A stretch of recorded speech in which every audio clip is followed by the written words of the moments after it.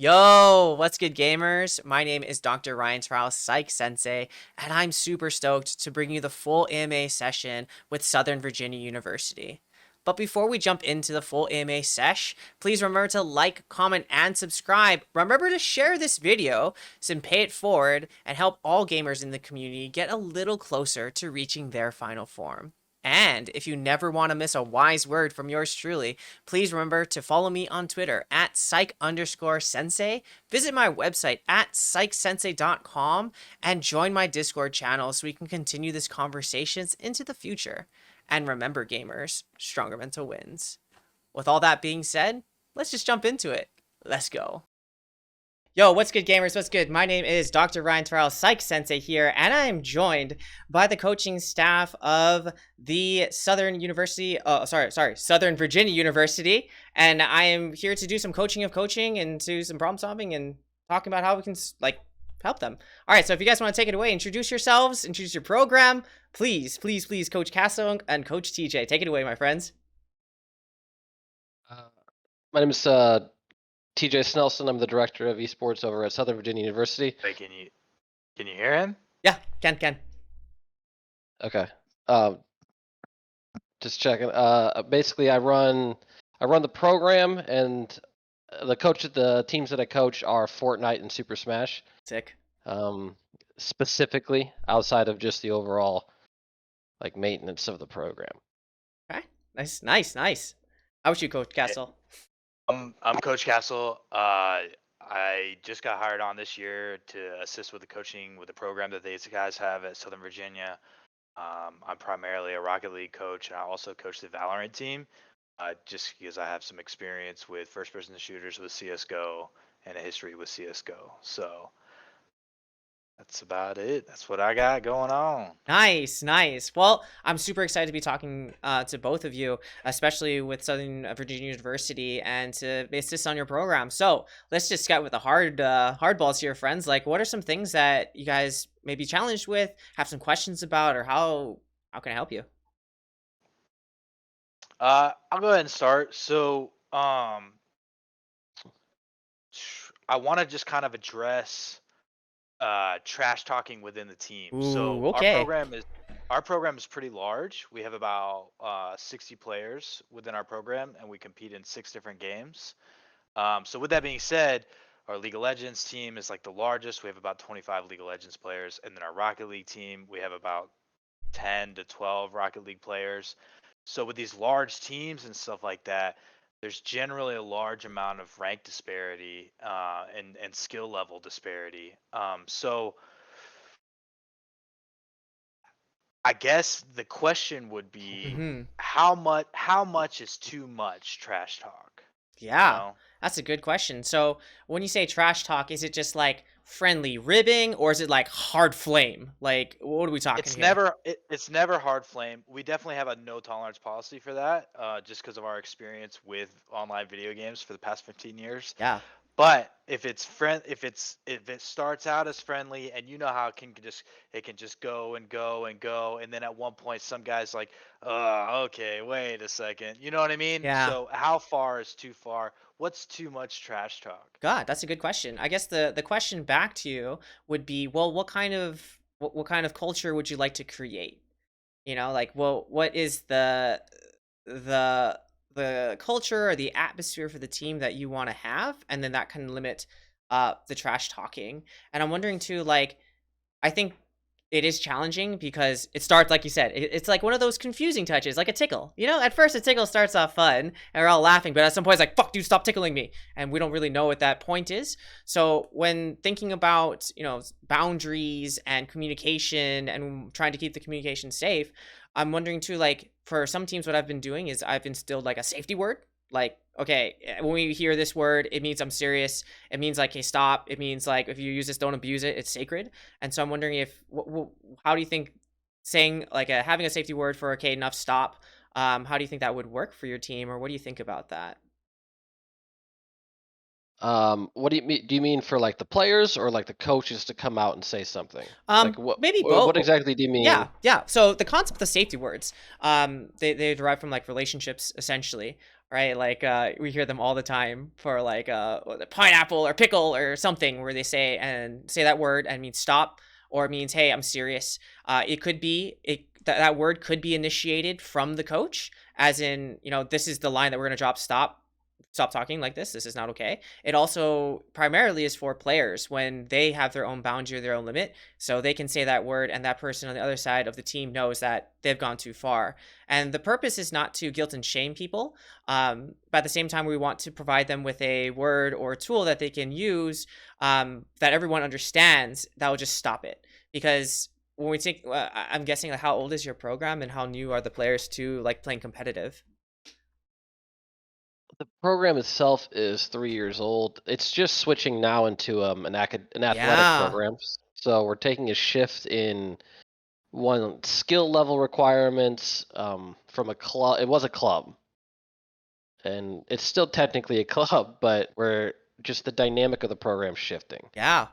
Yeah, yeah. Um, so my question about the safe word thing is, Mhm. um, in my experience, whenever that happens to me, Yeah. I just address it. I just say, "Hey, don't do that." Like I don't need a safe word to come out and say that. Mhm. Is that a normal thing to need a safe word, or is it normal to teach players to address the situation as is That's a great without question. without just like a one word and then just shove it under the rug? Mm. Which one is better? That's a great question. So typically when you talk about safe words, the safe word is just that word to stop it in an instance, and then later on, perhaps after game or in a separate setting after everyone's kind of calmed down, we revisit and discuss what happened, what could we have done better next time, what were the preferences of each player, each person, and so both of the parties can kind of reconcile. But the safe word is just a stopgap, kind of like stop right now in this moment so we can take care of it later. Um, Normal. I think the wrinkle is whatever is normal is the normal that you want to create. For some teams, having this process of the safe word is normal. Other teams, if they want to address it like right there, that would be better. At the same time, in my experience, sometimes players aren't really good at expressing their conflicts or telling people why they don't like what just happened because they don't want to seem like they're being a panty or that like they can't take it. So being able to say that would be great. At the same time, most times I also teach conflict resolution. But if your team is able to state their needs and work through it and have that trust, that's awesome.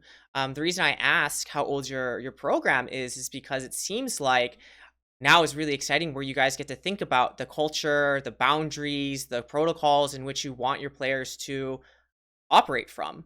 So, that being said, like, I think it'd be really cool if you wanted to even teach people how to address that off the bat. Hey, if you don't like if you're getting flamed or you perceive this as flame, this is how you can take care of that situation. And then you can create a system around that. Maybe a hey, I don't like it, and or you tell somebody, it could be a safe word, it could be whatever system you want to put in place. Um, but that's whatever normal you want to make it. Gotcha. Yeah, what do you Okay. guys think? Yeah. I mean, it's like the issue I have with a safe word Yeah, yeah. is generally the issue where trash talk can get taken a little bit too far arises with like for example recently we have a prospective recruit who's participating in practices to come play with us because he's going to come be a Ooh. part of the school next year, right? And so he comes in, and it's just like a nice little friendly back and forth banter and stuff like that. And then one of the upperclassmen, right, a senior, a junior, or something like that, takes it the wrong way, and then Yeah. is like not really 100% okay with that, right? Yeah. So so obviously they go back and forth. I allow it to go back and forth. I don't have an issue with it. But the issue that I have, I think, with a safe word is the perception that you gain after you utilize that safe word, Ah, right? interesting. as much as we can say, oh, it's a safe word, just say pineapple if you need to say pineapple, right? And then everybody's going to pause. Like, yeah, okay, everybody's going to pause and everything's going to be good to go. But afterwards, in the following weeks and the following days and stuff like that, you're essentially kind of labeled as a pansy, right? Got you. And then Yes. you almost get like, Yes. outcasted from the group now. So Yes. that's the issue that I have with Yeah. a Yeah. safe word personally. Yeah. So That makes a lot of sense. That makes a lot of sense. I think when so typically the safe word is a tool that we create a system around, right? So for example, everyone understands what the safe word means, everyone understands when you should use it, and everyone understands also that if you use it, that's the whole point of it. Because if you use it in game, well, us as coaches, we write that down or we note when this happened in the situation. We let them play, we let them come back or whatever. Then, hey, let's talk about this. This was like timestamp it, 2 minutes, something. The safe word was used here, or in this conversation, the safe word was used here. What happened? Well, dude, I didn't like the way that he or they, talked to me this way. I thought they meant this. Oh, okay. Was that? No, because what we're talking about too is when you're talking about banter or friendly banter, what we're trying to do is we're trying to establish relationship and trust, right? And it's cool, say you and me are like boys, right? Like we're boys and I understand you. Like we can say some pretty probably messed up stuff and get away with it and just laugh at it, right? But if I just met you and I just start acting or saying things that you don't really know or appreciate because you don't know me yet, then we don't have that established trust. We don't have that established relationship. So I'm more apt to take things incorrectly or the wrong way. So again, when we start making these things, what we're trying to do is build relationship. We're trying to build trust and foster that by creating that system. So when we use a safe word, we always revisit it. We always discuss it because we're still learning everyone's preferences too. And again, that's what we're trying to do also is this pansy afterwards. Like, no, we're just going to talk about it because we need to know what happened, what offended you, so we can be a better team. And that's the culture we want to create. You will not be a pansy here because you're trying to help the system. And if it's because we don't want to engage in that conflict, then we're just going to continue to sweep other things under the rug, which could be more detrimental. gotcha. I mean, I know what I personally do is just stop the practice. Not, I will pull the person out of Discord into a different Discord channel. So, and I won't pull the person who got offended into a Discord channel. I will always pull the person who said whatever it was. Yeah. Because we trash talk a lot, and Yeah. I get it, but I mean, it's happened maybe 4 times where a kid got out of line, and I could visibly hear, or you can just Yeah. sense that the difference. So I knew it was getting out of line, so I'd pull the kid that was out of line into a chat. Mm-hmm. What it kind of does is it singles them out. So like they definitely feel the pressure that, oh, I just messed up. Yeah. Everybody else recognizes that what he was doing was wrong as well in that situation. Yeah. I don't know if it's too personalized to where the point where I'm taking this kid and really shunning him. Yeah. But at the same time, it did stop it, and then the next day, it was like, "Hey, sorry guys." Like it was like an actual apology. Yeah. That's cool. I've done that about 3 to 4 times. I can't exactly remember. But as a coach, I don't know. I feel like it falls on my responsibility to do that. Yeah. To address it as is. I'm not there outside of practice time though. Yeah, what I For the really most liked part. about what you're saying is that it sounds like you're really observant and in tune to your players. I think that's kind of hard sometimes when you're not physically there and you can see them. But even you said like, wow, I can just hear that something happened and they didn't like it. And then what you're saying, the question is like, well, this is my technique. What I've been doing is I've been taking people out, like the offender per se, out and talking to them one on one. And typically when that happens, like, what is the response from that person? Twice they just didn't know. Oh, okay. Twice it was a kid that's oblivious to the emotions of the other people. They're just in the moment, they say whatever they want, and they have no idea. And so they're not trying to be harmful. I'll bring them in. They'll be like, why did you bring me? They'll really be confused about why they're in there. Yeah. And then I'll explain to them that they're going out of line and why they can't tell that the other person's clearly offended. Yeah. And like people get offended, but at the same time, it's like he was out of line, he went too far, or he was just it's always a he because I don't have any girls in Fortnite, so excuse me, but um, I have one girl, but she's never the offendee ever, Dude, it's ever. the worst, right? Feel you. Yeah, basically.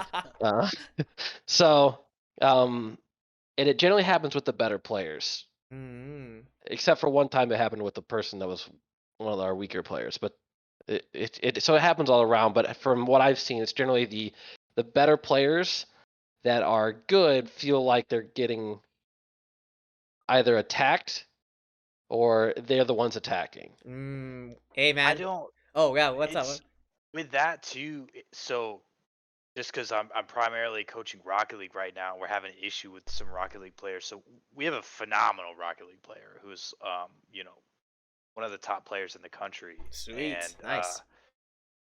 but the problem is we only have one, right? So the other two guys, between the two of them, um, they're really striving to be as good as they can, and they're trying to take the game as seriously as they possibly can. Mm-hmm. That does not mean that they are that good. I'm just saying that they're taking Yet. the game Yet. very Mm-hmm. serious. Yet, exactly, right? They're Mm-hmm. getting some excellent coaching, Right. Fantastic. but uh, but they're taking the game so serious, and I can tell whenever like we would play games and we would take things very seriously. You know what I mean? So I think that they're kind of in that mindset where they're taking the game they care so much about their rank, right? That they won't even play unless they play with like certain people and stuff like that. So that's just in like solo queue ranks and stuff like that. But if somebody were to ever come in and like challenge them or challenge their position or say that they play bad and then they just beat themselves up afterwards and stuff like that, but they're generally the ones who initiate. It's not the best people that we have, it's like the step down Yes, from the best. yes, that's what I would say. Interesting. It's the ones Interesting. that are good, but they're not the best on the team. So Hmm. they're in a position of vulnerability as far as their position in the lineup. I think it's just so funny because sometimes it sounds like we're just hurting people, huh? Like the ones in the middle are trying to assert some type of dominance while they're maybe getting dominated, and it's this weird kind of atmosphere. It feels like okay. Um, I'm wondering too, at the beginning of each season, or beginning of the season, or when you field teams, do you guys ever have like a team discussion about expectations that you have for them, or what the culture that you want to set, and the consequences that might happen or will happen if they break these boundaries or expectations or guidelines? We don't say rules because rules get broken, but guidelines is something that we try to follow. So we do have that's just our school implements a lot of rules that the esports team has to follow Hmm. as far as standards of ethics or so these are religious ethics Okay. and it's an LDS school. So we're following. They sign papers and stuff to go to the school to do all this stuff, and the esports team has to follow all this.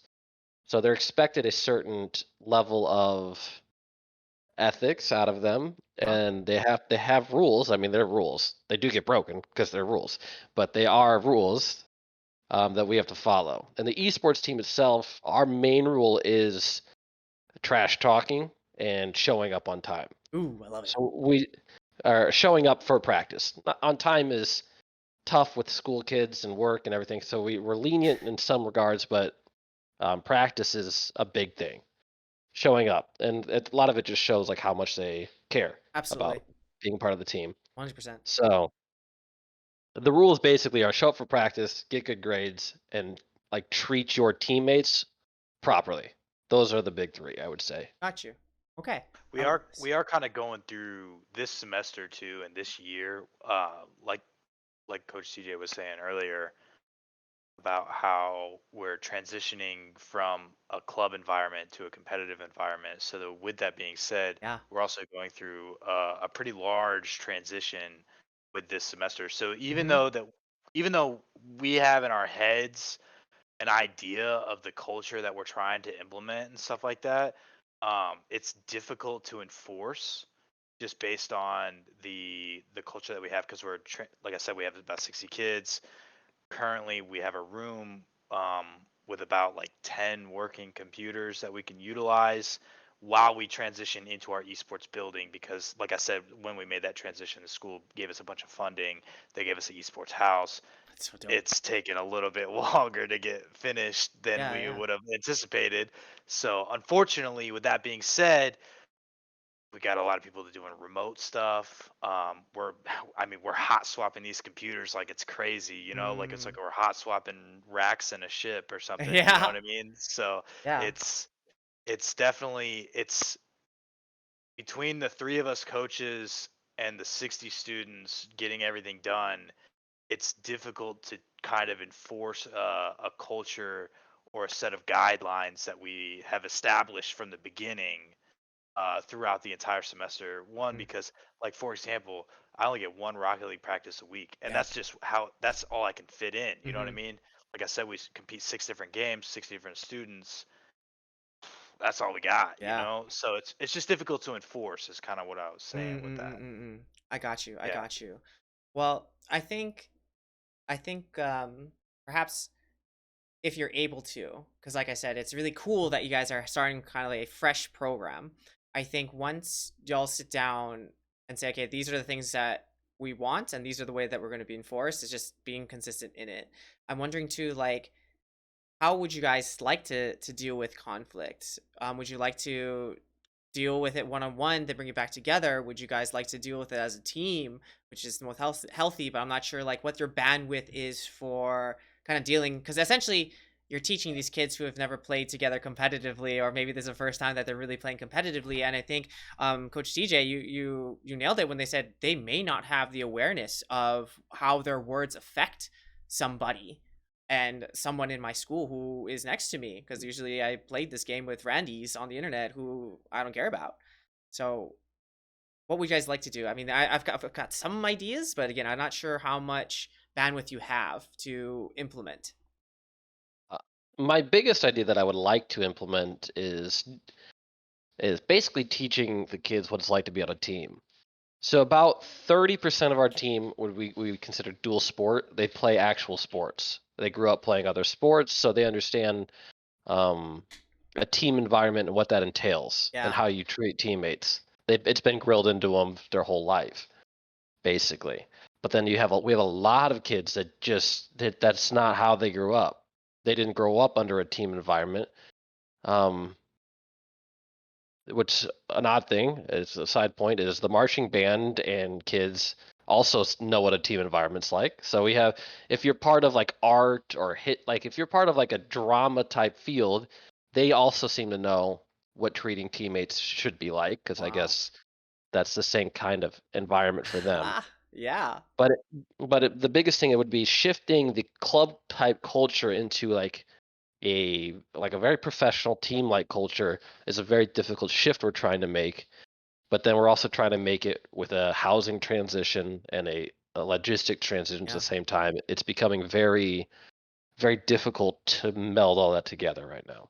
I'm wondering, like, what's the most challenging thing to change it from a club to a like competitive varsity sport? What's the biggest hurdle you guys are facing? I would say our player levels Yeah. Okay. would Yeah, be the hardest thing.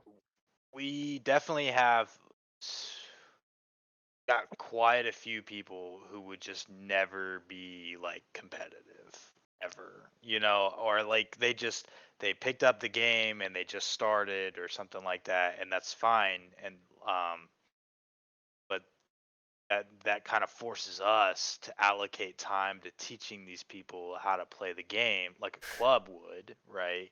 While also Uh, trying to focus on our competitive teams, which yeah. for each game we have multiple competitive teams. Yeah. How much time are you able to focus on those competitive teams to, I mean, because it sounds like you guys are spread really thin trying to do all the work for all the teams. And that seems kind of hard because it seems like the disparity of your levels. You have some players and teams that are like really competitive. Others are like, we're just happy to be here, man. Like, but it sounds like you're putting the same amount of effort and time into all of them. Right now, yes, and at least from what I see, all the coaches are. And that's because we have to retain the kids. We are a college after all. True, We yeah. can't just Absolutely. ignore, half of our team and then they leave. And then okay, we went from a 60 size roster to a 30 plus however many we recruited. Yeah. That would be very hard on the school. It'd be very hard on us Yeah. as far as the team goes. True. What? So that's what we're working with. Okay. What is the expectations of the school? That's something else we have to balance. Like, are they expecting you to win? Are they expecting you to drive recruitment? Are they just want you to babysit the kids? Like, what are their goals? Because that also is a factor when we start deciding moves and stuff. So the goals of the school is very simple. They invested in the esports program in the hopes of higher recruitment or higher player count. They want the school to grow. That's what they for. The president has talked many times about how he doesn't care if they win, but because he's there to graduate kids from the president of the school we've talked to. His goal is to get the kids graduated, moving on with their life, and then will improve their lives overall, whether emotionally, physically, and and esports as a method to do that. For sure. Okay. Yeah. So that's the president's idea. However, it's very tough as a coach to not want to win. That's true. That's You facts. want to win. That's facts. Yeah. I feel that. Okay. Seems like that's what most small private colleges, like, D3, D2 colleges are doing. That's why they're creating these esports programs, because they're like, oh, okay, these see this as a recruitment tool. We can bring in more people. We can use them as like an outlet or something like that they can utilize while they go through college, and then set themselves up for life afterwards, type of deal. So that seems like a very common thing across the country between small schools, small colleges, for Okay. sure. Now let me ask a slightly different question. What is your goals for the program? So we our goal we is want to to win. grow. Hey, I just, here's the thing. Even though I said what I just said about these small schools, if you look at some of the best schools in the country for these games, we're talking about for Rocket League, Northwood. Northwood is like the best school, hands down. Nobody even comes close to them in Rocket League, right? They're a small school. I've never even heard of Northwood before Rocket League, And then we're talking about Winthrop for League of Legends. They won the NACE League last year. Tiny school again, you know what I mean? So it's like, if all these, the way that I see it personally when I'm looking at this is like, okay, I just made that comment about the small schools. They're creating these esports programs just as recruitment tools. So what are these other small schools doing to have this success in terms of recruitment to bring these guys in that are like top tier? They should be professionals, you know? Got you. Uh-huh. I mean, to be fair to him, Rocket League is the most competitive league I personally feel that colleges are fielding right now is Rocket League. I mean, you have legitimate professional players forming college teams and playing against each other. That's awesome. You don't. The Dude. other games, like Fortnite, I have a couple guys that'll show up, but it's like for the most part, all the professional Fortnite players are either too young to be in college, or they're past it. I mean, that's just the way it is. Facts. So he's got a hard job because he's literally playing against professional Rocket League players, and that's hard on your psyche. Dude, let's just a side note, bro. Like, the esport world is such the Wild West. We're like, how can these cats be pro or high amateur in League of Legends and come and play in collegiate and not have like like, how is that possible? That's like if Kobe Bryant, rest in peace, we're like, you know what, I could go back to college and finish a couple more years, like, let's go pound some kids. Like, what? How's that possible? It's crazy. Like you said, League of Legends. If you look at the top solo queue players in Yeah. NA, there's 300 people. Well, there's not 300 professionals. So what do you think those other guys are doing? Dude. Probably at college age, playing for a college somewhere. Yep. Oh, I mean, we just came back from Milan, so I know exactly what you're talking about. Okay, so we got something here. We got two different possible goals for the school administration and for what you want to do. Not saying that you don't want to do what they want to do, but like you said, as coaches, it's hard not to want to win. And here's the thing that I'm thinking about too. How do you think your players or your program would do if you actually treated them like D1 athletes? Oh, they would. It would I imagine we would lose 30% or 50% of them. At least Mm, 50%. okay. Quick. All right, so that's another question because that kind of makes things a little more challenging now, where if you wanted to compete, you would lose half your players anyway. There's a few things with that though, right? Like if you treat them like a D1 athlete, I feel like for one, you're practicing every day, right? And to play a game every single day, eventually you're just going to get burned out, right? With the difference between physical sports, obviously you have to go through physical recovery. That's why you have to limit your practice times. With esports, I mean, if you looked at like professional League of Legends players back in like season 1, season 2, season 3, so a long time ago, right? Those guys, they lived together, they played games together for 14 hours and stuff like that Mm-hmm. every single day at a minimum, and they just got burnt out. Like Oh, there's absolutely. Mm-hmm. probably one or two of those pros that still play today, and I know what it's like to be burnt out of a game. Like myself, I would never play a game of League of Legends again just because I played way too much. I took it way too seriously. Huh? So I think that's a fear of mine, is Mm. because if you want to treat them like a D1 athlete and you have to play every day, but you also take advantage of it being an esport and be like, okay, well, we can push these hours longer than a D1 athlete, right? So we'll play 6 hours a day. So if you play 6 hours a day every single day or something like that, and like, obviously, of course, they have to have good grades and everything, Oh, of but course, of let's say course. they may maintain that and they're able to push out those 6 hours a day. I just get worried about they're going to get burned out. They start taking it too seriously, and then they burn themselves out by doing that. Mm-hmm. There's just I feel like there's way too many negative connotations that go with that rather than Yeah. positive. Okay. Yeah. Well, Coach TJ, what do you think? I mean, I'm right there with him. So the biggest problem that I think we find Mm-hmm. is we'll coach them for an hour right now, Yeah. and we Yeah. want to coach them. We want to coach them for 2 hours every day. Uh-huh. That would be the goal, but we need all of our computers to be in, and we need our rooms to be set up. Yeah. Yeah. Yeah. Once that happens, though, the goal is to coach 2 hours, 3 hours a day per team. The problem that we're going to run into is that while physical sports have to recover, like he said, they can play on their own hours. And so we run into issues where it's like, okay, I saw this kid playing for 4 hours, and now he's playing again. Um, and I get that you can play a lot of games, but I don't know how healthy. I also don't know what the problem is. I would like, personally, I would like the NCAA to like come on to the esports scene and hey, make rules for these kids. Like make rules because I don't. I'm not really allowed to influence their life to that level where I can be like, hey, I see you playing at 11 o'clock at night because you're on Discord and I happen to be able to like look at all everybody's doing. Like I have Lurking in that Discord. power. Yeah. Good point. I have this power where I can literally look at what everybody does at all times, unless they turn it off. But if they turn it off, then They're I not. also think Yeah. something is up, Yeah. right? Exactly. They go. Like I can get on League and I have a bunch of guys on the friends list. It's like so. Basically, I have this power to observe what they're doing at all times, and I know that they play way too much Mm-hmm. already. Not too. I mean, too much is hard, but they play a lot, and most people would say it's too much. I would imagine, but.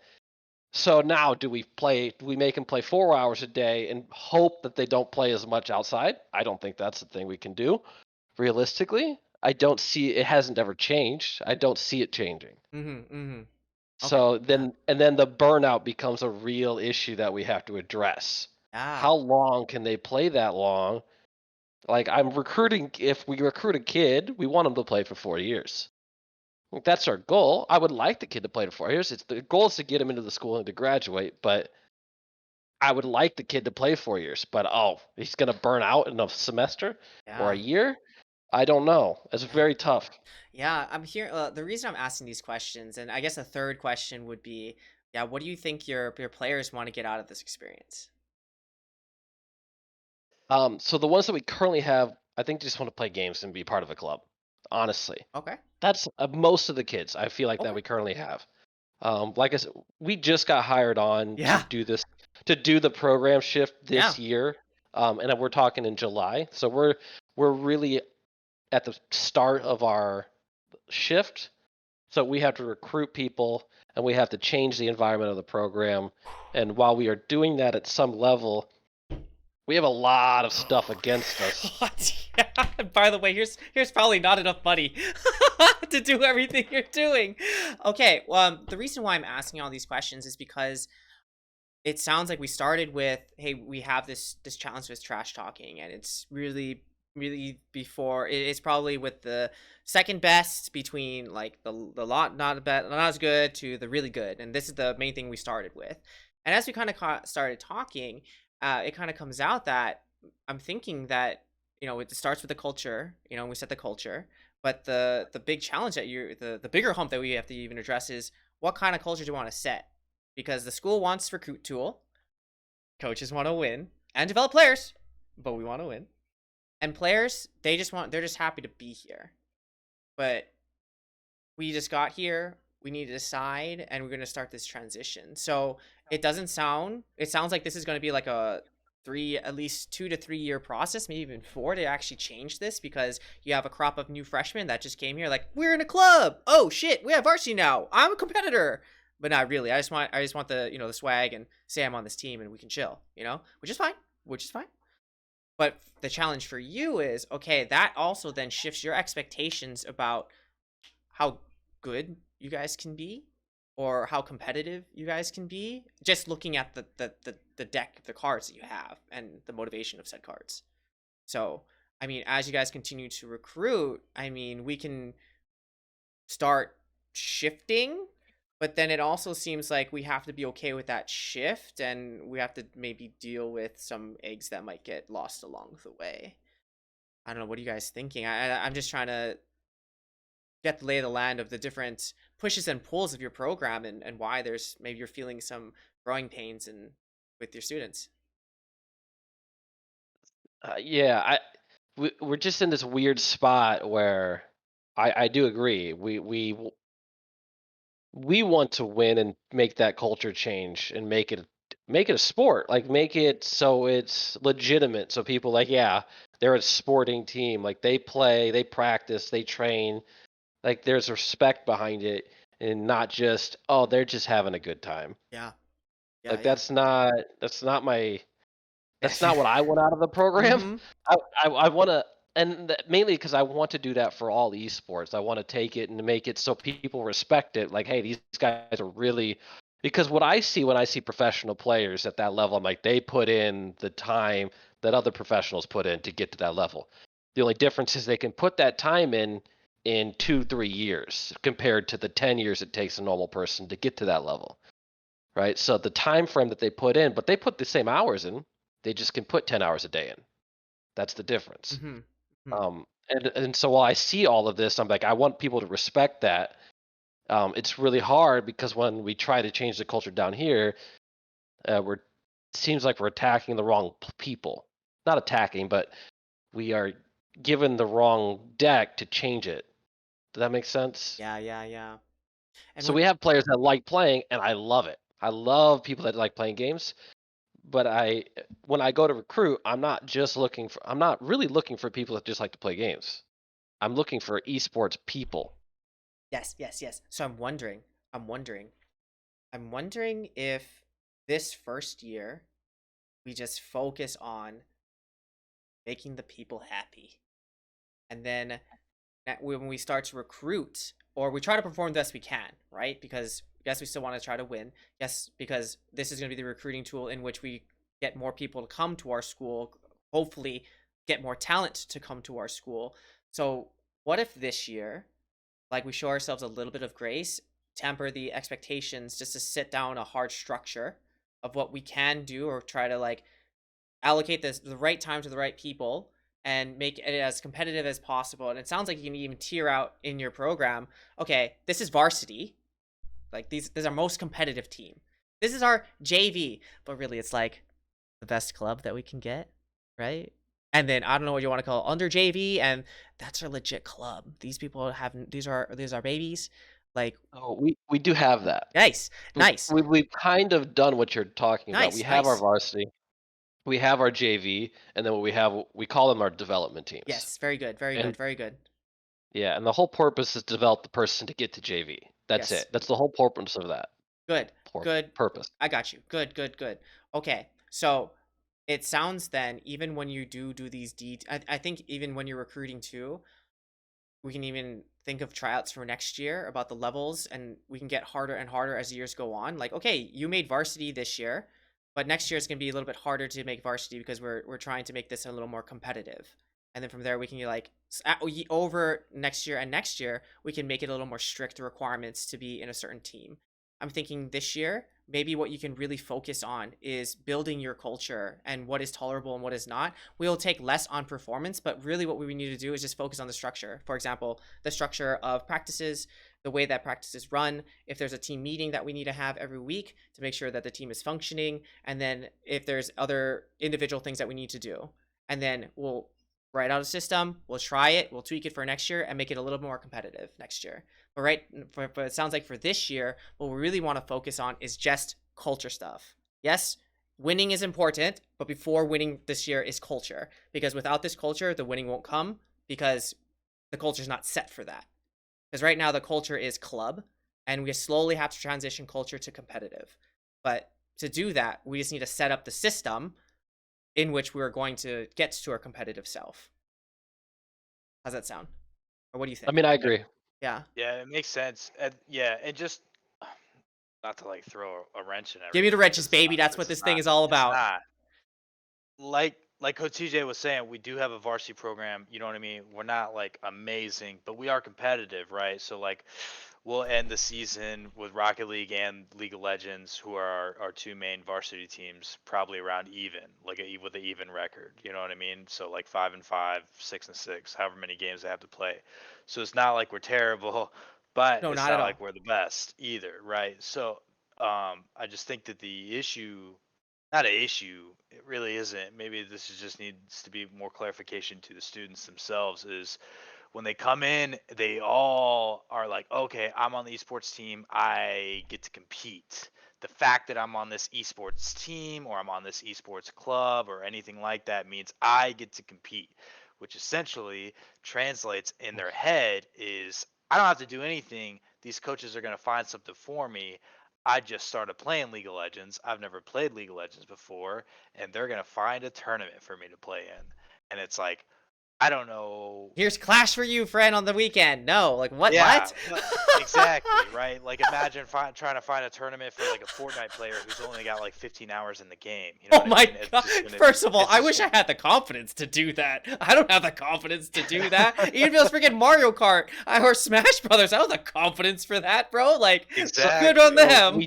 we do run into that where kids are thinking that they can compete, and it's kind of insane because I watch the people that are good. I'm like, Have you you gotta ever get watched a murdered. stream? Do you know what YouTube is? Oh Have you my looked up a god! YouTube video of Y- like what a professional looks like? I You're played a absolutely 64 once. I know the controls. I think. Oh my god! Oh, the Yeah, and audacity, the confidence of bro. a 17, 18-year-old just coming in there going, I could compete. It's Dude, where do insane. you get that? Can I buy that somewhere? I need that in my life. Like, I can do this. Like, yeah, no problem. Okay, well, Yeah. that's very interesting. Okay, I'm sorry. I got really excited when I was listening to you talk, because the idea that came to my head is, all right, if you do have a varsity, a GV, and a D team, you could also treat each team differently. And this could be your experiment. You have 3 test groups, right? You could possibly have your varsity team, and you get them a little bit closer, a little more strict, a little more formal with them, because that's your most competitive team. And it's, it's not going to be full blown of how we want to interact with them. But instead, what we can do is just, a little bit. Hey, there's consequences if you're late. There's consequences if you flame. There's consequences for these things. We expect you to do these things. We expect you to check in. And also, we expect you to limit your play and not go crazy after practice. That's expected of you. I'm not going to stalk you. I have the powers to. Have the stock. I'm not going to do that, though. I respect you, but I'm going to keep an eye on you, and I'm going to be a little more on you because I expect you to be varsity level because you're a varsity athlete and you're going to be competing. JV. All right. I'm going to kind of give you a little more structure. We'll kind of compete a little bit harder, but still a club. And your D team?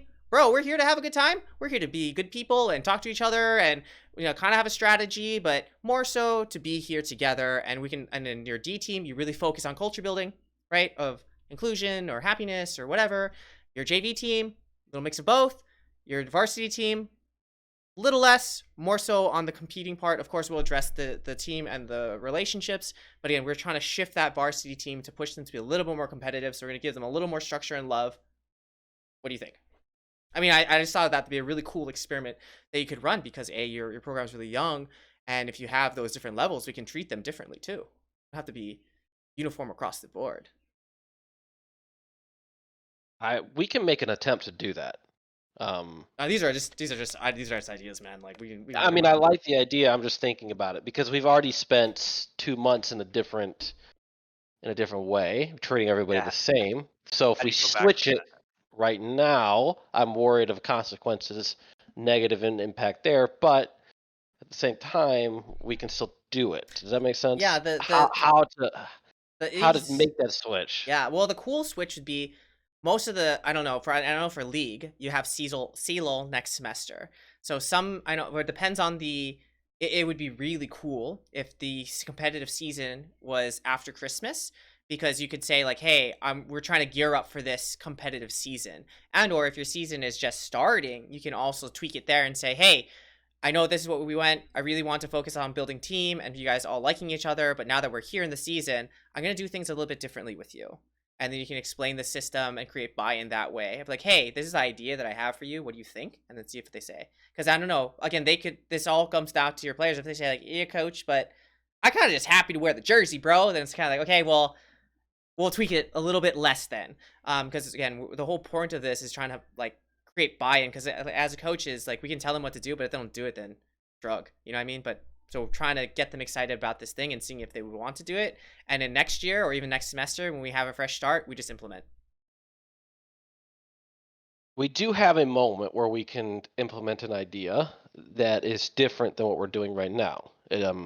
We have a house that's being Dude, that house is basically sick, bro. It's basically being refurnished or not furnished. The basement was gutted. We've thrown carpet down there. We're putting ghosts and other haunts down there too. Mm-hmm. Yeah. We're just putting everything down there to make it look good. Yeah. As good as the school will allow. But it's not done yet. So when we switch into that house, we can implement new rules reflecting what our new capabilities. The biggest thing that'll free up is our practice times. Like that. Because like I said, he has Rocket League. It's the most competitive league in the country as far as colleges go. Yeah. I personally think. And he gets to practice 1 time a week. Because he's got competition another day.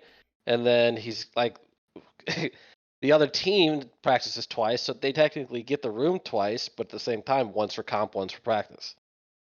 That's such an interesting schedule that you guys run. I think a lot of it has to do with what we were given. Yeah, we have to schedule it around people and around what the teams can do. Interesting. Because like I said, swap those computers. I mean, we start practice 2:30 in the afternoon, and then we'll practice until 10 o'clock at night every single day. So and there's a person on every computer at almost all times. Like it doesn't let up. Yeah, the cool. Every team can run 10 people. I think the cool thing too, and that they just practice in the basement, and you have the living room to like open and chill where you guys can talk and stuff. When we're not in there yet. Oh no, but when you do our main hall. If I don't know if I have said basement where we're at right now, but are you talking about when we get into? Yeah. We're not in there yet. But when you do, will you have can you have practice and a team meeting at the same time? We'll have 28 computers at that point. Okay. So we're getting right now we have 10. This is so exciting. Be getting 18 more computers to use. I wish more schools would invest in esports like your school. That's so dope. I'm thinking which is going to be really cool once you do have that house. What I think is going to be really important for you guys to be doing is to be spending 45 minutes, 50 minutes, an hour with each team to have these types of team meetings. And I think in these team meetings, you discuss things that you've been seeing. Either, hey, this is how I see you guys interacting. This is how I see you guys like flaming or not flaming, and getting the team to talk to each other. Because I think going back to what you did with that one player, pulling him back and talking to him, I think that's really effective. That's cool. The risk we run is the guilt shame part. That's the risk we run, right? I think the only modification I would have either done was pulled both them in and said, hey, this is what I saw. This is what I heard, and this is what they made me think. Tell me, Well, like, in that particular instance, it was our best player on the team coming in there and just destroying everybody because he's the best player, and it's not even yeah, close. yeah. And then the people that got offended were the second and third best player. Yeah.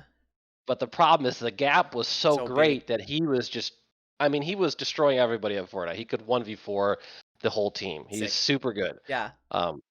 But he was just talking trash the whole time. Yeah. He doesn't realize, and the guy, and so I had to bring the second best player in there Yeah. and talk with him separately too at a Yeah. different time because he couldn't get over the fact that he was offended. And I talked to him, and the guy apologized, and it was just Like, he was so emotional about it and so stuck on it that I had to sit him down and be like, "What is going on? Like, he's not a bad guy. He's not a villain." Absolutely not. Absolutely not.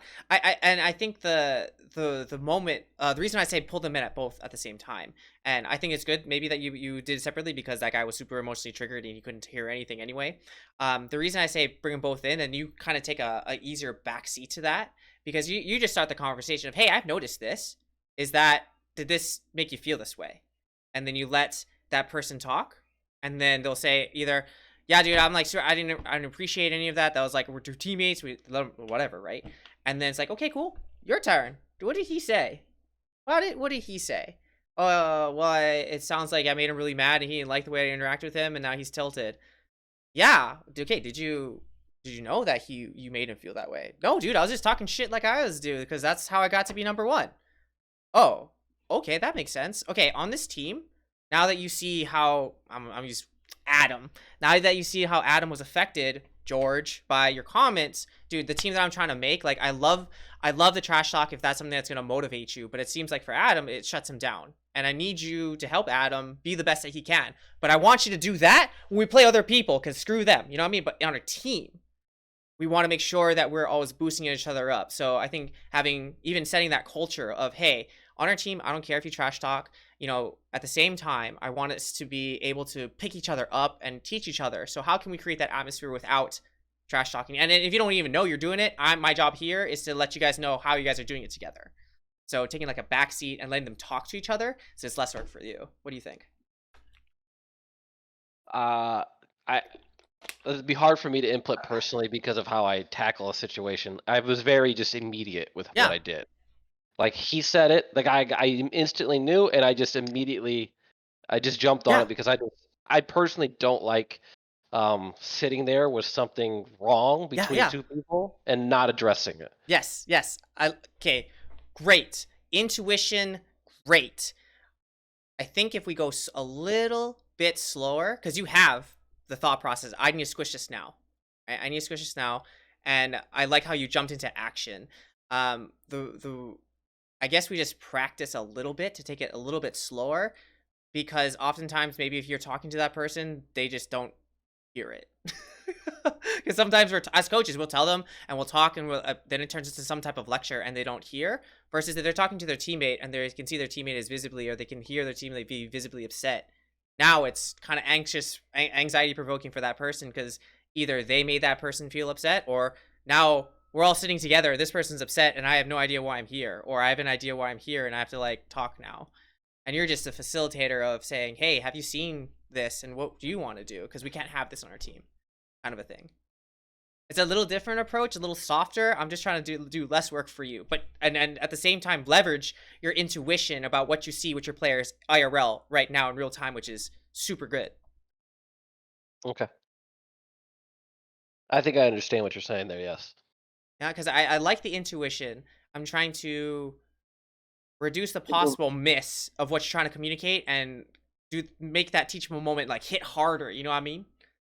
I understand. Yeah, I understand. Yeah, I understand. And not saying what you did was bad, because it was good. I like that you handle it and you're like, not on my team. Just giving you a different style. I really do. Like we're doing what's up, man? VOD review of your coaching. Oh. It's almost like we're doing VOD review of your coaching. It wasn't even my coaching as much as my your disciplinary actions. Yeah. Yeah. I will say, as far as coaching goes, my coaching methods and my other two coaches' methods are very different. Okay. What do you mean? They coach like each other, where it's very how to win, where I teach mechanics significantly more, and I don't know if that's just because of the game that I'm teaching. So I'm teaching Fortnite. I'm coaching Fortnite. So Fortnite is a lot of building, it's a lot of mechanics, a lot Yeah. of like drilling your stuff. Like this is how you do this all the time. Yeah, yeah, It yeah. never changes. Um, and so I go over that. We spend 40 minutes every practice. Out of the hour and a half that I get, over half of it is literally just boring mechanics training. Um, and I observe them coaching, and theirs is a lot how you win, what you need to do to win, what you should have done in this situation. I don't tackle that as much. Ooh. Personally, I don't tackle that as much. I'm not saying Right. either is bad. I'm just saying we have a different Yeah, yeah, style different style, of different style. what's going on. Uh-huh. He does have a player that he doesn't need to teach any mechanics to. He's got a high level player that he doesn't have to teach mechanics to because there's nothing for the kid to learn. Really, the kid can do everything. Hmm? So I get that we have different players at different skill levels. Yeah. So me being one of the other two coaches. Okay. who Okay. coach You differently, didn't have to I'm out yourself, like, bro. You didn't have to I out have to yourself. mount Weird a, is. I have to mount a defense here of like, whoa, you're just attacking my coaching. It's not even an attack. I'm saying our styles No, are I get it. different. No.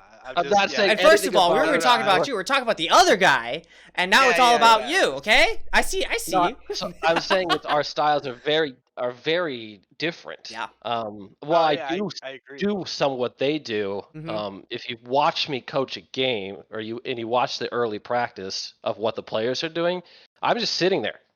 I'm just sitting there doing really nothing while they're doing the mechanics that I've shown them to do, and we do it for about 2 weeks. Okay. That's our mechanic practice. So I kind of did a little bit of a experiment thing Ooh, with the yeah. team right now. So we're on week 6, I Mhm. believe. I think we just did week 6. We're going into week 7 for Rocket League. Yeah. And then with Valorant, we're doing independent tournaments with those guys. But with the Rocket League guys specifically, what I did was we had very structured practices where it was like, okay, you three are gonna play, and then like in between games and stuff like that, this is what I need you to focus on. This is what I need you to focus on. This is what I need you to focus on. And then like it was very structured in the sense of like in times where we were having practice doing mechanical practice, like Coach TJ was giving an example of. Mhm. Rocket League is a little bit more difficult to have mechanic specific practice because like when you're in the game, The ball's not all all in the kinds of same place at the same time all ever Yeah, again. kinds of yeah. stuff Mhm. is Yeah, yeah. happening, right? Esports, bro. I feel But you. Yeah. but it is, I mean, you can still do mechanics training. So we would do things like we Boosting would do like training. boost, yeah, like boost starving. We would go into a map, a pregame or a lobby by ourselves, and then turn all the boosts off. Unbind your boost key, and then just try to play with no boost and stuff like. Oh, So we so try to do boring. a Yeah. few things like that. It ain't. That's what it was. So It boring, was coach. Ugh. the guys were getting bored. Everybody was just kind of bored all the time, and then they just couldn't wait for practice to be over so they could go play by themselves and stuff like that, or they would go play afterwards. Oh So my for the gosh, yeah. past Yeah, the yeah. past 2 weeks, or no, sorry, 3 weeks now, because we just had practice today. And so this was the third week that we did it. We've been doing in-house scrims. So I've got Ooh, six yeah. people Hell who yeah. are who are competitive enough to be able to compete. And so we would do in-house scrims, you know what I Yeah. mean? And then everybody would just go in and we'd all play everybody all random every single time. And we would just do that for like 3 hours instead. And the guys love it. And they loved it so much, they ask for it all the time. And I get it. Like, you know what I mean? I Yeah. wanted them to enjoy practice. But on their competition on Monday, They go. where no, they destroyed it. Nice. They I was like, yeah, that's I a mean, plot twist I was not expecting. Fuck yeah, nice. Literally, the worst of the 3 varsity players played out of his mind on yeah, that day. he went crazy. I mean, you know what I mean? So like I said, we have a number 1 player, a number 2 player, and then a number 3 player. But that number 3 player is very heavily contested. Like I said, I got 6 guys close to the same rank. You know what I mean? Close to the same skill level. So I let that guy know consistently. I was like, hey man, look, maybe I want to rotate somebody in for varsity, and like you're gonna have to be that guy that has to step down, stuff like that. So that's kind of beside the point. But yeah, like I said, that series that we had on Monday, we won 3-1, and we just were we went crazy. You know what I mean? The guys were just playing. They were feeling themselves. You could tell that they were enjoying the game a lot more. You could tell that they were like enjoying playing together as teams, as teammates more. And it was just so I don't know if that's a direct reflection to doing in-house scrims rather than doing like boost training, like boost starve training and stuff like that. But Yeah. that's something that I've noticed Yeah. in terms of like my own coaching and stuff like that to the team. Okay. So let me make sure I got it. So the experiment you did, love the experiment, coach. The experiment you did was, all right, I'm going to have a super structured training. It was boring, but it was really important that they know this concept about boosting or non-boosting and boost starving and for them to play this way. Feedback you got, so boring. Can't wait to play afterwards with my friends. And then you said, you know what, that wasn't effective. Let me change my technique. And so what you did is just played 3 hours of in-house scrims, 3-on-3, and they fucking loved it. So much so, some team bonding happened, and then they came back on Monday, and they just crushed it, right? So, yeah, awesome. Okay, so we're talking about a couple different things. The first thing is how organized should practice be / how fun does practice need to be? And then is it all right just to practice with in-houses and stuff? I think perhaps this is such an interesting conversation that we're getting here because I was talking to another coach who came from professional League of Legends, and one of the things that he was saying is there's two ways to play League of Legends. There's one way to have fun, and there's another way to win. There's no in between. And I was like, okay, I don't know. I see what you're saying, but I'm not quite sure what you mean. He goes, well, if you want to win, it's not always going to be fun. The meta's not always going to be fun, but it wins. And if you want to win, then you should look at the meta. And sometimes you got to play things and strategies that you don't want to do, but it's fun. It's not fun, but you'll win. And other times, if you want to have fun, you're not always going to win because you're going to do things that aren't optimal. And sure, you might want to play that style or you want to play that thing and you're not going to win all the time, but you're going to have fun. So you have to decide what you want to do. I was like, damn. That's an interesting perspective. What do you guys think about that? I taught tennis for probably 12 years at a very kind of an elitist academy where we are producing players that go to D1. Sick. That their goal is to pro, but I'll be honest with you, no one goes pro because it's just really hard to go pro in a sport. It's just true. It's true. You give out that chart in high school. I got like, hey, you guys want to play sports? Here's everyone that plays in high school. Here's people that play in college, and here's that half a person that makes a pro. Yeah, it's like I'll have guys that like you could have been pro if you were a foot taller. Sorry, like it's just not gonna happen. DNA diff. Sorry, bro. Yeah. You could be pro if your genetics let you be faster, but you're not Never faster. Heard of Rudy from Notre Dame, have they? You know. Yeah. So, but what we do is practices are boring. The ones where they're getting better, they suck. I personally played tennis, and when I got better, you just have to learn to enjoy those boring parts. The problem we have with esports players is those boring parts, they haven't learned to love them. Right? Mind if I touch on this? Yeah, go for it, coach. TJ, is it okay if I touch on this? Well, I fit. Yeah, finish sorry, TJ. Go ahead. Sorry. Yeah, go ahead. Sorry, TJ.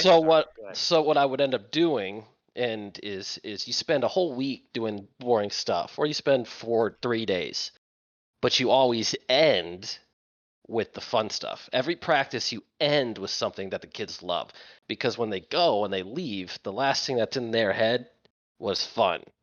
It's not the first. So the first thing we do is the boring stuff, and then we end it with the fun stuff. We end it with the chaotic. Oh, I'm gonna do these stupid tennis games that don't do any good for anybody, but they're super fun. And so I take my Fortnite practice and I do the same thing. I start with heavy mechanics, really boring. They got to sit there and look at a tile and press edit 9,000 times to get this right. That's boring. It's boring for me. I don't like watching it. It's boring for them to do. But then we leave practice with 2v2s. We stick ourselves in, and I play with them because they like beating me up. I don't know why it's so fun to beat me up at games, but apparently they love shooting me. So I just let them have fun. I don't know. This could be something we need to talk about. But... yeah, I was like, Coach, hey, something we want to talk about? Coach. Hey, it happens to me all the time. Oh, we demoed Coach. Yeah, it is. It's something that they really love to do is beat me, and I'm just like, I'm not as good. I don't know what you like. Beat the number 1 guy, please. That's the guy I want you to shoot. Kill him, See not this me. But motivation that you have to kill me? I want you to capture it, bottle it, and do it to that person instead. Yeah, that's not me. but as we're going on, is Mhm. this is kind of what I've learned through my coaching as tennis is if I end fun, they'll come back. And while they might come back going, hey, can we do that again? Oh, of course we can do it again, but we're gonna do it after we do all the important things to get you better. Mhm. Like Mhm. that's and I don't know much about Rocket League coaching. I've never done it. I don't know what makes a guy better at Rocket League, so I can't address that. I know what makes people better at sports. I know how people improve at games. I just don't know specific game to game stuff. I have to go learn that. For Fortnite, it was easy because I played a lot of Fortnite and I Yeah. knew I was good at Fortnite. Super Smash, I don't know. I'm still learning Super Smash. I can't even coach it yet, which is very depressing. Some of their practices are like me watching them play. They'll come in by themselves and play, but I have no control over it because I don't know how to coach it yet. Mhm. I would like another coach for it, but Don't have there's one. Yeah. money issues and stuff like that don't allow that. But so that's kind of where I come from. But that stems all from my coaching as tennis. I love it. I love it. So boring stuff first, fun stuff after. Make kid more happy to come back, play, and learn. I love it. Makes sense. Makes sense. We're gonna. Like Cameron, you can touch on what I was just saying. Oh, yeah. So I was just gonna say, and I was gonna say this earlier too, at some point Yeah. too, Yeah. was just, um, it's so interesting. Esports is just such an interesting thing because, like, when people do physical sports and stuff like that, okay, we have soccer practice Monday, Wednesday, Friday, or something like that. You have football practice, Tuesdays and Thursdays, and then you have a game on Saturday or something like that. Like it's very structured, but you always have like a break in between and stuff like that. People always see like video games as an outlet, right? So they're an outlet from your day-to-day activities and Mhm. stuff like that. So they want to play games to have fun. So it's difficult, especially for these people who are not even who are not elite or not even close to elite, but just like we're talking about like not brand new, but still halfway decent, who enjoy playing the game. They play the game for fun. They played the game as an outlet and stuff like that. And now they wanted to join the esports team because they were like, hey, I want to play the game with a bunch of other like-minded people who also play games and stuff like that. Now, whenever they get into practice, to be like, hey, this is your allotted time to be on a computer, but to be as a coach, and you have to be like, okay, you have to do this for an hour first, Yes. right? We have a 3-hour practice. You have to do this. And it makes them dread playing. It makes them dread coming to practice. They don't Yes. enjoy it. And Ooh. so I guess myself personally, I don't enjoy doing that to them. And I Mhm. would rather them enjoy because I feel like I just relate this to myself whenever I was a player as well, and I was taking things way, way, way seriously. I had the most fun, or I was more inclined to do the grind that I needed to do when I was having fun doing it, right? So Yes. I I, understand what you're saying. I Yeah, feel you. no. I feel you. like The if you ever had to grind to to diamond or master or something like that in League of Legends, or if you ever had to grind a grand champ, that's what it is a grind. It's essentially just a grind. You know what I mean? Anybody who's gold can hit diamond in League of Legends. Anybody who's diamond in Rocket League can hit grand champ in Rocket League. You just kind of have to do the grind, right? And whether you do it in 1,000 games or you do it in 10,000 games, that's up to you, but it is a grind. right. Right. The bare minimum, you have to put that time in. You could be a grand champ, but if you're stuck in diamond, you still have to play, I don't know, like a Right. hundred something games just to get up there, you Or know? more because So you're not gonna win everything. Yeah. Yeah. The two things that made, like, after hearing both of you like talk, makes sense to me. Makes sense to me. I'm in my head. I'm trying to figure out how we can put some, Coach TJ fun in that practice to make it exciting for these new players who've never played competitive before to really play together and enjoy this new system of learning to play.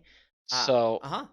can I jump in Yeah, here? yeah, yeah. Go, Because go, go, he has good points, and I just want to address yeah, it. yeah, yeah, yeah. The only thing is, I don't care if the players like that's the thing. It's like I have 10 Fortnite players. They have to do it. 2 of them do not like doing it. They're not good enough to like really care about doing it, they still have to do it. I don't care if you don't like it because I'm a coach and I'm trying. My whole goal is to make you better. So I just completely disregard that side of the equation, which it's an important side. I get why he cares and he should. I just, when I attacked my own sport, I was just like, I can make a decision here. Do I help everybody get better, or do I just help these 3 get better? And it's going to be the same thing for all of them. And so what I found is the guys that were really good, they're not really good, but they were good enough that they improved rapidly, or so enthusiastic about the improvements that the other ones haven't said anything. They just haven't. They realize that what it's doing is working. They're slower, but they understand that it's working. I don't know. I haven't talked to them, Yeah. but it just seems to me, because they haven't come to me, and I can tell it's boring for them. It's not like I can't tell. It's visible. I can see it. They don't like doing it. They're like, oh, warm ups. Gosh, okay. Yeah. Oh, I got this certain practice course I got to run. Okay, but they do it, Yeah. and then they come every time they can show up, they show up. So it's Yeah. Well, two things. The first thing I'm wondering is like, it just came to my brain on why aren't we? I'm wondering how we could leverage these better players. Like, is there a way that we can incorporate them into helping the other players that may not be as strong? Is it hard. Yeah. It's hard. It's hard to do. What's challenging? That's why when Is it- Kev was here, I think Kev does a really good job of doing it with the League of Legends team. But he also has like 25 people in the League of Legends team. I still feel like League of Legends is slightly different. I think the issue that we have with our high level players is that they understand that it's all about time. The ones that I have, they know it's just time. They know that they're that good because they put in 1,000 more hours than the other person. That is a good point. So our Rocket League player, we have a Rocket League player, and then the Fortnite. He also plays Valorant. He pretty much plays every FPS game, and he's just a god at it. They both put in about 10,000 hours into each game, whereas everybody else Literal hasn't even experts. Nice. Yeah. Yeah, they haven't even hit 1,000 hours. Nobody else. And we don't have a guy like that on League of Legends team. We do not have a player that of that caliber on League. We have a good player. We have a diamond, but it's not the same. He's just a diamond. He's Right, just an average diamond player. He's not like diamonds are hard to get to, but diamond and League and golden League are the same. The only difference is Whoa! You calm down there.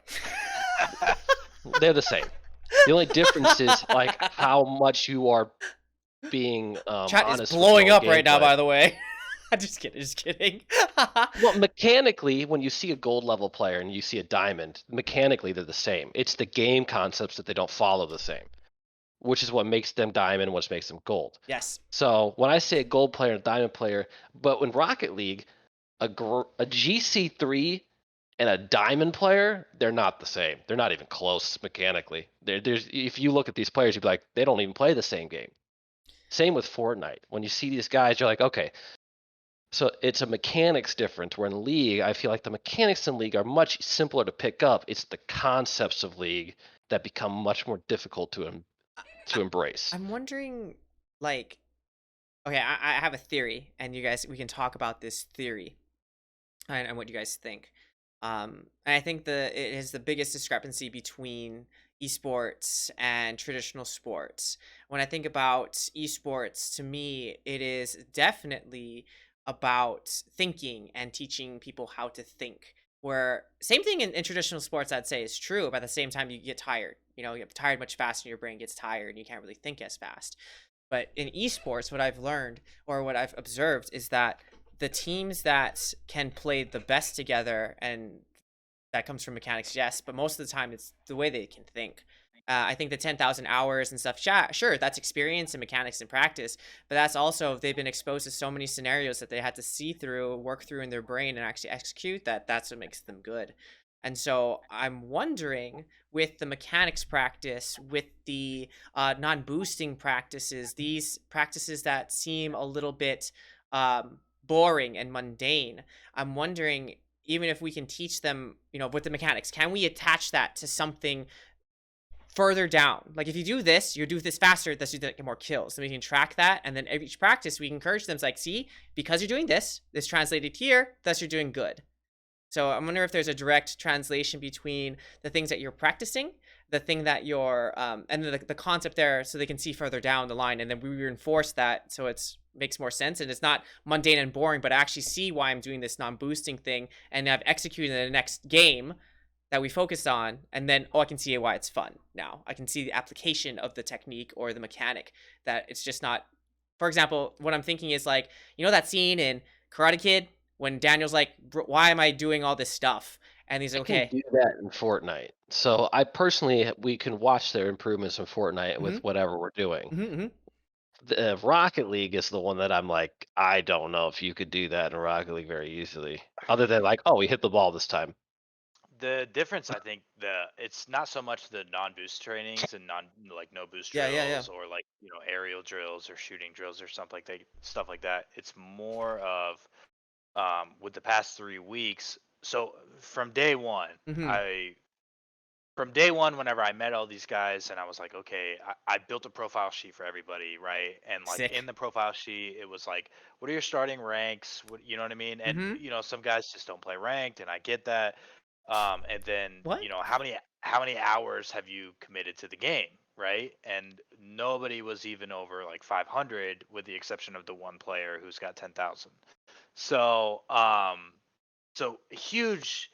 It's I've put personally like 3,000 hours into Rocket League. In League of Legends, I put at least 5,000 hours into.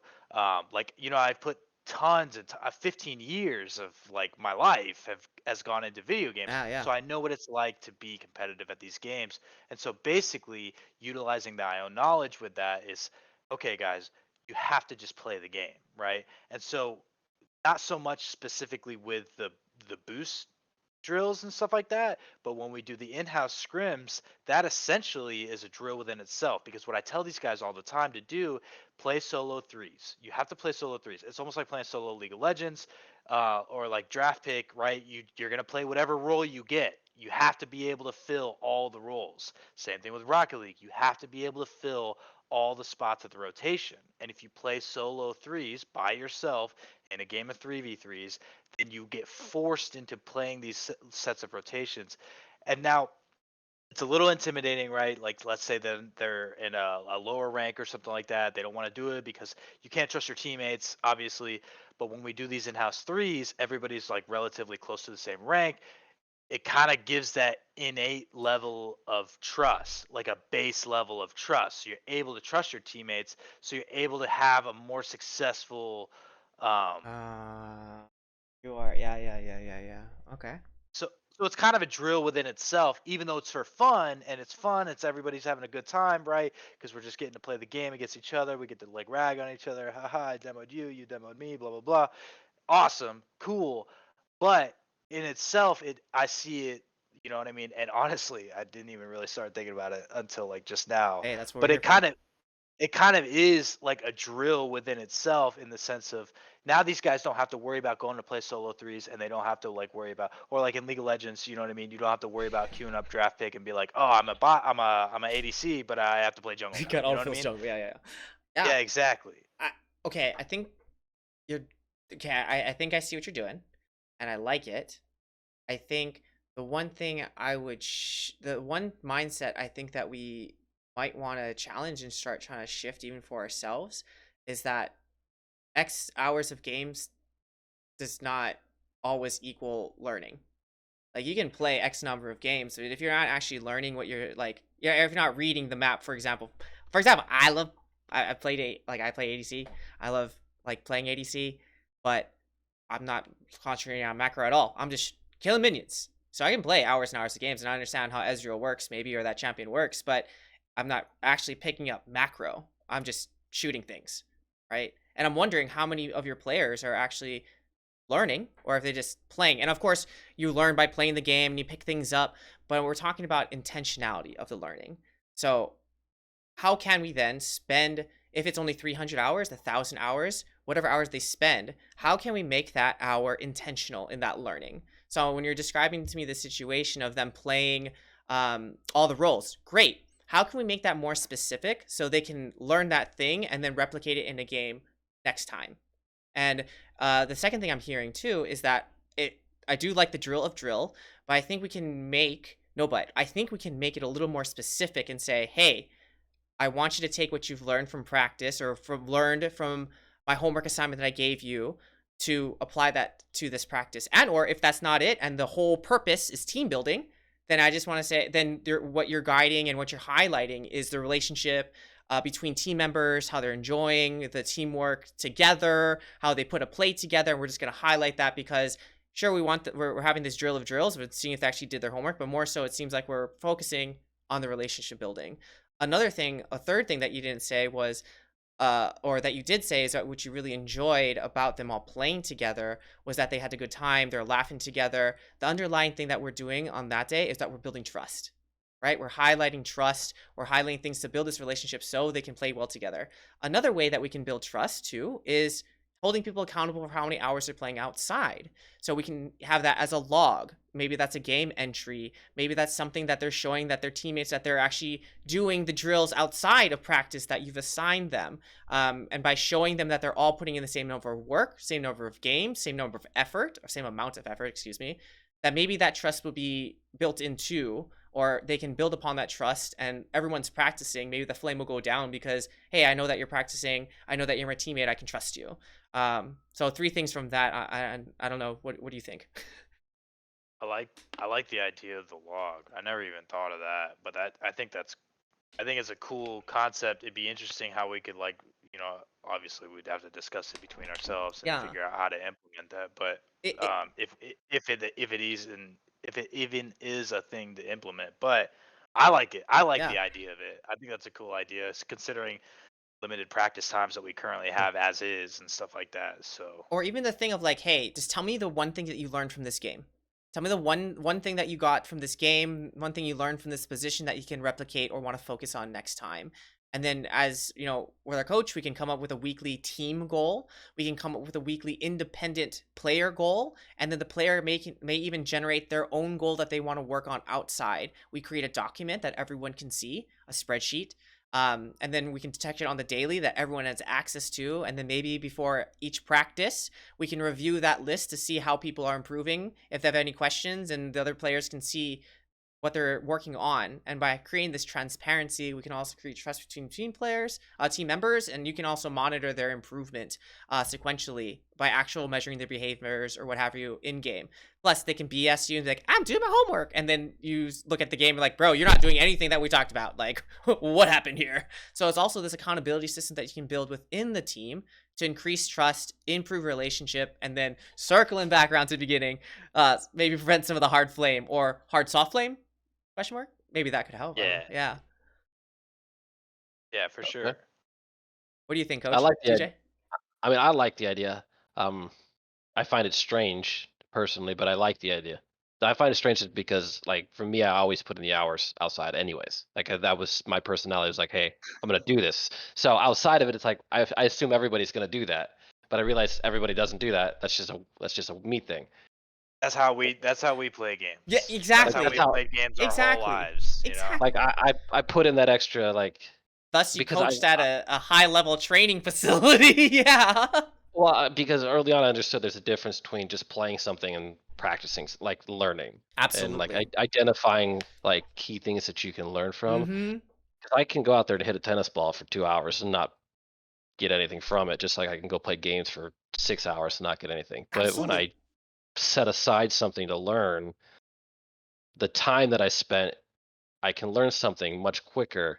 So somebody might put 1,000 hours in and just play for 1,000 hours, Mm-hmm. where I might put 100 hours in, but what I picked up in that 100 is significantly more because I spent that 100 practicing Absolutely. instead of just playing. Yep, absolutely. That's what happens when I work with most players. When I ask them like, "Hey, what are you actually learning?" and they go, "I don't know, I just play games." And I say, "Okay, cool. They're really good." And then I ask them like, "Okay, when do you use this combo?" And they say, "I don't know. I just push these buttons and they die." And then you see that they can't always apply that same button combination to various situations because they don't know how it works or why it works. All they know is it stuns, it damages, and they die. But they don't think that they can use their stun as a kite back, not just a go in. You know what I mean? So just small little concepts of, okay, you're playing the game, but do you actually understand why you're building this way? Do you understand why you build this building than this building? Do you understand why we're doing this drill so you can do it faster? No, I'm just pushing buttons because you told me, coach. Oh, okay, well, let me show you. This is what you're doing, this is how it applies, and this is why you want to do it. Because I'm sure if we can teach the concepts, it's kind of like the inner game of tennis. If you read that book, I'm sure you have. It kind of details, you know what I'm talking about. Yeah. Details this, right? It says people mess up hitting the ball when they think too much about, okay, I need topspin, this is my grip, it needs to feel like this, and then when my shoulder goes like this, it goes like that, and then it goes out of bounds. Damn it, why? Versus just hit the ball. You want to hit the ball into the corner when this person's over there. Okay. And just letting yourself do it. So I think maybe emphasizing learning and not just hours played could help, and in showing them what they're learning, why they're learning, and how they can apply it, especially for collegiate athletes. I think that's really, really helpful because that's exactly what they're doing in school. So if we can parallel what they're doing in school, it makes it easier for them to apply it, in my experience. And the cool thing about collegiate athletes, what I've noticed, is that they're smarter. They actually are good critical thinkers. And then sometimes they do want you to tell them the answer, but if you can kind of guide them and do Socratic method like they do in school, they pick it up faster. Okay. Because they're thinkers versus like amateur players who are just tell me what to do, daddy. I'm 12.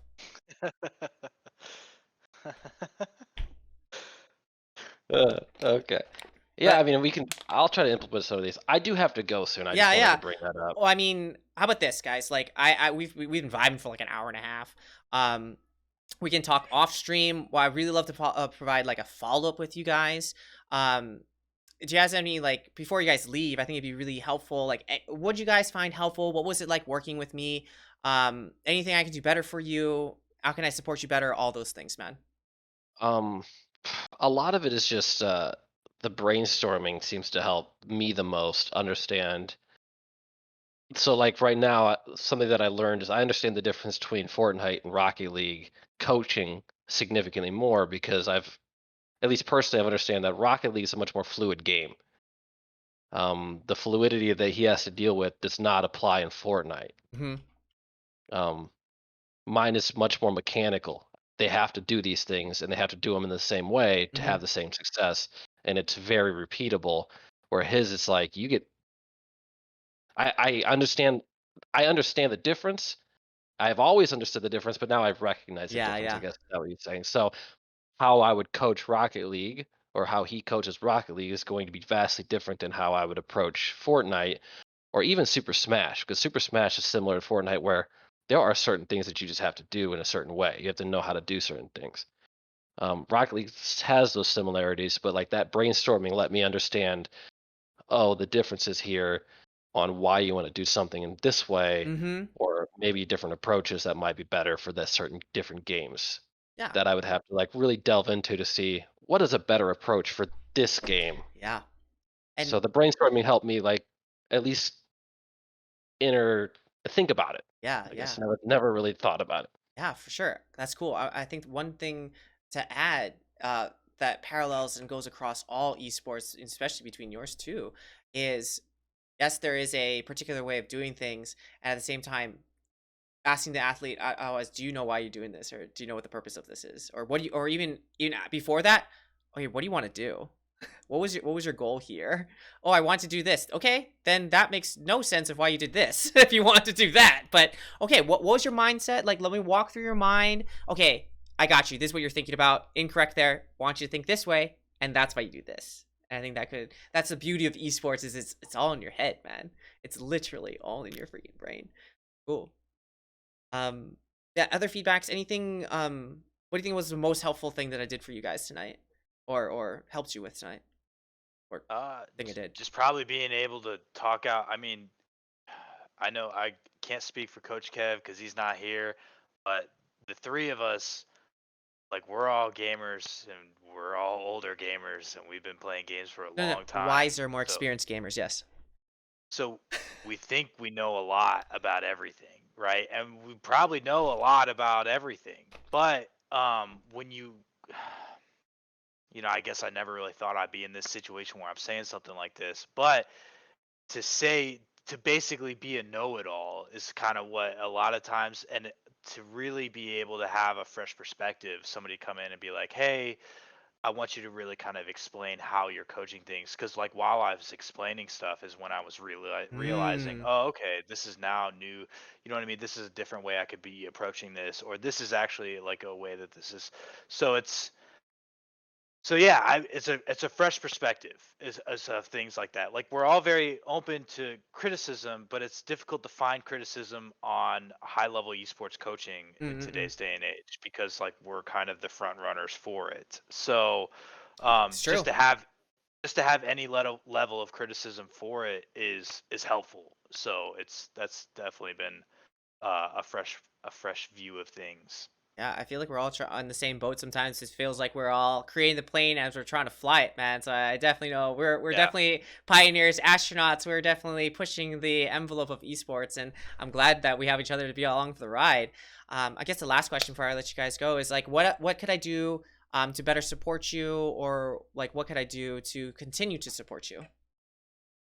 We could have like a follow up about everything, because I plan on like at least experimenting a little bit Yeah, yeah, with the yeah, varsity teams. And then we could have like a follow up call just to go over everything and maybe address some other stuff. yeah, for sure, for sure. But I before I really answer the question is like I would like to think about it, because Yeah. I've gotten a lot of information today. Okay. Yeah, yeah, yeah. I can't honestly tell you what the most important thing that you've said so far is, because I've gotten a lot of just the fresh perspective has let me delve into a different part of stuff that I haven't been thinking about. If that makes sense. Hey, that's awesome. That's cool, man. Cool, cool. How's you, Coach Castle? How can I support you or further support you? Yeah, I plan on doing the same thing that Coach TJ is going to do, is definitely just try to implement some of the things that have been suggested, as well as just not heavily modifying, but just reworking some of the ways that we do some practices and stuff like that, just to get a better um, overall experience, I guess. So I think a follow up call would be great. I think Yeah. letting us sit down and with our teams and actually going through these like experimental Oh phases, yeah, right? Where it yeah, just yeah. it takes like 3-4 weeks or maybe even 2 weeks or something like that. Then I definitely think a follow up would be great, just to be like, hey, this is where we start. Like it's almost like a profile sheet. This is where we started. This is where we're at, type of deal. So Yeah. yeah. 100%. Okay, I'm down. I'm down for sure. So we'll make that happen for you. I definitely will set up another call because I definitely I'm glad that we could talk and give you some new ideas, and that fresh perspective is helping you think about things that you haven't thought about before, about the systems, the culture. And isn't it funny how it all started with, yeah, my team flames a little too hard sometimes, or baby like is have some banter that goes a little too far. And we just go down that rabbit hole. Isn't it cool how we end up here? But yes, let's do that. Let's set that up. I want to give you guys some time to think or talk to the other coach that wasn't here. But for tonight, I just want to say thank you for coming to talk with me. Thank you for being open and like having a discussion with me and being so open about your team. And I hope I was able to provide you guys with some at least first steps or brainstorm some ideas that you guys can take actionable steps to compete and run your program. So best of luck to you and your program and your other coach and your students. But like I said, we'll probably be in contact. If you want to do this again, maybe sometime down the road or whenever you guys are free next year, I'd love to follow up with you. Okay. All right, Absolutely. that sounds Nice. good. Awesome. Cool. Well, for everyone in the chat, Rainbow, thanks for hanging out. Code, thanks for hanging out. Sorry that what's his face? Your thing got moderated, my friend. No links, JK. But thank you so much for hanging out on the Twitch chat and talking with me. And as always, my name is Dr. Ryan Terao, your PsychSensei, teaching you to think, play, and slay one day, one game, one console at a time. And remember, friends, stronger mental wins. And hey, if you guys want to check out Southern Virginia University, where can they find you, coaches, to find out more about your program, more about you guys, what you guys do? Shout them out.